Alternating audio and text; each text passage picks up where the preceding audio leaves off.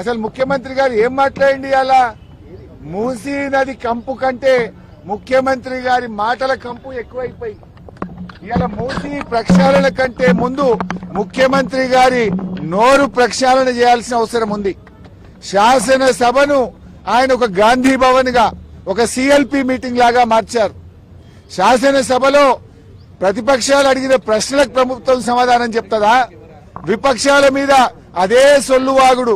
బయట మాట్లాడిందే, గాంధీ భవన్ లో మాట్లాడిందో, CLP meeting లో మాట్లాడిందే, పబ్లిక్ మీటింగ్ లో మాట్లాడిన సొల్లువాగుడే అసెంబ్లీలో వాగుతారా? దీనికోసమైనా అసెంబ్లీ సమావేశాలు పెట్టింది. నేను సూటిగా అడిగిన మూసీకి తెచ్చే నీళ్లు కాళేశ్వరంలోని మల్లన్న సాగర్ ప్రాజెక్టు నుంచే తెస్తున్నారా అని అడిగాను. సమాధానం లేదు. మూసీకి మేము వ్యతిరేకం కాదు, మూసీలో పేదల ఇండ్ల కూల్చివేతకు వ్యతిరేకం. ఆ పేదలకు 2013 చట్టం ప్రకారంగా డబ్బులు ఇచ్చారా? ఇస్తే వివరాలు చెప్పండి అని అడిగాం. ₹1 ఇయ్యలేదు. వాళ్ళ ఇండ్లు కూలగొట్టి కేసీఆర్ గారు కట్టించిన డబుల్ బెడ్రూమ్లు ఇచ్చి పంపించారు. మేమేమో బాధ్యతాయుతంగా పేదల పక్షాన, ప్రజల పక్షాన మేం మాట్లాడాం. మేం మాట్లాడితే అడ్డగోలుగా ముఖ్యమంత్రి గారు మాట్లాడినరు. మూసీ ప్రక్షాళనకు నడుం బిగించిందే బీఆర్ఎస్. 32 ఎస్టీపీలు కట్టింది బీఆర్ఎస్.